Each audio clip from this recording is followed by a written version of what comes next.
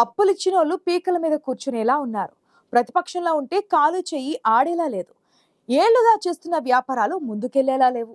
అందుకే ఓడిపోగానే అధికార పార్టీ వైపు చూస్తున్నారు మాజీ ఎంపీ. మొదటి ప్రయత్నంగా మంత్రి గారిని కలిశారట. అదేమంటే అంతా రూమర్స్ అంటున్నారు. ఆమె వైసీపీని వీడతారా? ఆమె ఆసక్తిగా ఉన్న అధికార పార్టీ నేతలు టీడీపీలోకి రాణిస్తారా?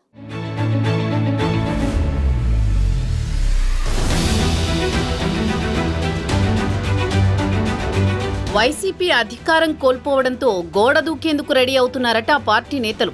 టీడీపీ, బీజేపీ, కాంగ్రెస్ నేతలతో అప్పుడే కొందరు టచ్లోకి వస్తున్నారన్న సంకేతాలు కనిపిస్తున్నాయి. తమకు అనుకూలమైన పార్టీల్లో చేరేందుకు వైసీపీ నేతలు సిద్ధమవుతున్నారు.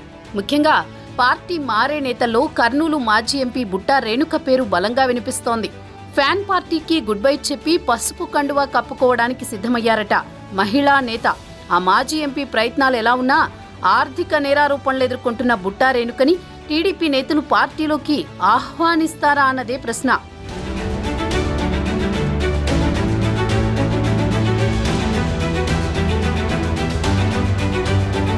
ఉమ్మడి కర్నూలు జిల్లాలో ఎన్నికల తర్వాత రాజకీయ సమీకరణాలు వేగంగా మారుతున్నాయి.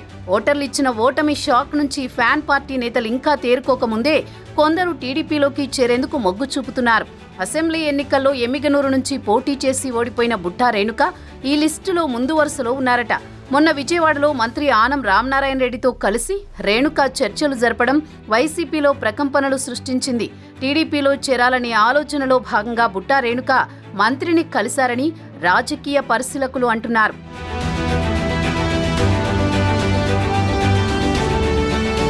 రాజకీయంగా అధికార పార్టీ అండ లేకపోతే మనుగడ కష్టమన్న ఆలోచనతో ఉన్నారట బుట్టా రేణుక.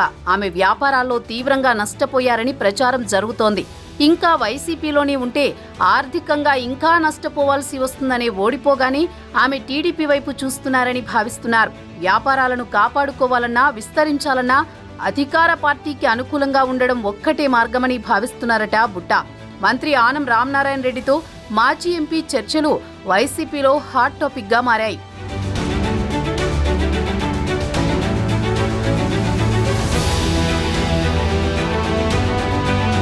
దీంతో పార్టీ మార్పుపై రేణుక మీడియాకి వివరణ ఇచ్చుకోవాల్సి వచ్చింది. పార్టీ మార్పుపై ప్రశ్నిస్తే అవన్నీ వదంతులేనంటున్నారు బుట్టా రేణుక. నిప్పులేందే పొగరాదు. మరి బుట్టా రేణుకకు పార్టీ మారే ఉద్దేశం లేకపోతే టీడీపీ నేతలను ఎందుకు కలుస్తారనే విమర్శలు వెల్లువెత్తుతున్నాయి. బుట్టా రేణుక 2014 ఎన్నికల్లో కర్నూలు నుంచి వైసీపీ ఎంపీగా గెలిచారు. అయితే రాష్ట్రంలో టీడీపీ అధికారంలోకి వచ్చింది. దీంతో కొంతకాలం తర్వాత బుట్టా రేణుక టీడీపీ తీర్థం పుచ్చుకున్నారు. 2019 ఎన్నికల్లో టీడీపీ నుంచి సీటు కోసం తీవ్ర ప్రయత్నం చేశారు. కానీ ఫలితం లేకపోవడంతో మళ్లీ సొంత గూటికి చేరారు. 2019 ఎన్నికల్లో ఉమ్మడి కర్నూలు జిల్లాలో వైసీపీ అభ్యర్థుల కోసం ప్రచారం చేశారు బుట్టా రేణుక. వైసీపీ అధికారంలోకి వచ్చాక ఎంత ప్రయత్నం చేసినా ఆమెకు ఏ పదవి దక్కలేదు. మళ్లీ ఎంపీగా పోటీకి 2024 ఎన్నికల్లో కర్నూలు పార్లమెంటు స్థానం నుంచి వైసీపీ అభ్యర్థిగా పోటీ చేయాలనుకున్నారు బుట్టా రేణుక. ఆమె ఎన్ని ప్రయత్నాలు చేసినా ఆ సీటును మేయర్ బీవై రామయ్యకు కేటాయించింది వైసీపీ అధిష్టానం. దీంతో బుట్టా రేణుకకు ఎక్కడా అవకాశం లేకుండా పోయింది. చివరికి నాటకీయ పరిణామాల మధ్య ఎమ్మిగనూరు ఎమ్మెల్యే సీటు తెచ్చుకున్నారు.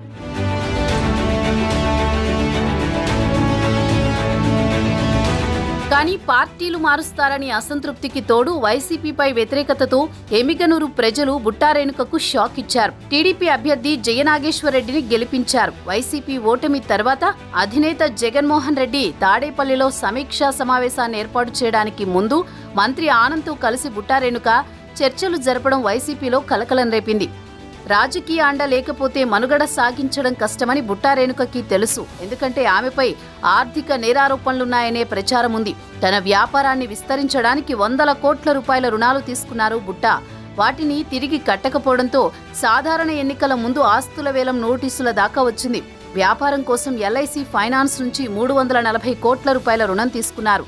తిరిగి చెల్లించకపోవడంతో తాకట్టు పెట్టిన ఆస్తులను మే 6న వేలం వేయాలని నిర్ణయించి ఈ ఏడాది ఏప్రిల్ మొదటి వారంలో నోటీసులు జారీ చేసింది ఆ సంస్థ. అయితే ఈ వ్యవహారం నేషనల్ కంపెనీ లా ట్రిబ్యునల్లో ఉంది. అసెంబ్లీ ఎన్నికల ముందు ఈ అంశం వైసీపీలో రాజకీయ దుమారం రేపింది. అలాంటి బుట్టా రేణుక ఆర్థిక పరిస్థితి అంతంత మాత్రమేనని ఎన్నికల ప్రచారంలో వైసీపీ అధినేత జగన్మోహన్ రెడ్డి చెప్పడం విమర్శలకు తావిచ్చింది.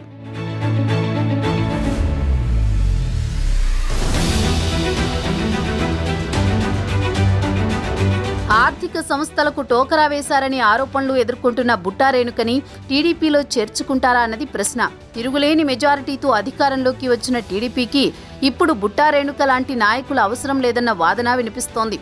అయితే వైసీపీని నైతికంగా మరింత దెబ్బతీసేందుకు కొందరు ముఖ్య నేతల్ని చేర్చుకుంటారో లేదో గానీ బుట్టా రేణుక తెర వెనుక ప్రయత్నాలు మాత్రం వైసీపీలో చర్చనీయాంశమయ్యాయి.